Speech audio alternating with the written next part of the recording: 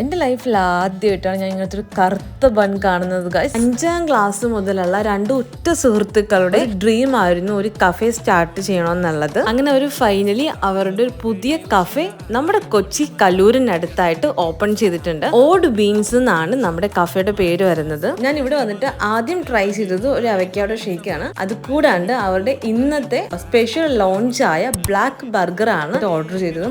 Guys, ഞാൻ എൻ്റെ ലൈഫിൽ ആദ്യമായിട്ടാണ് ഒരു ബ്ലാക്ക് ബ്രെഡ് കാണുന്നത്. ഒരുപാട് വെറൈറ്റി ഡിഷസ് ഇവർ പ്രൊവൈഡ് ചെയ്യുന്നുണ്ട്.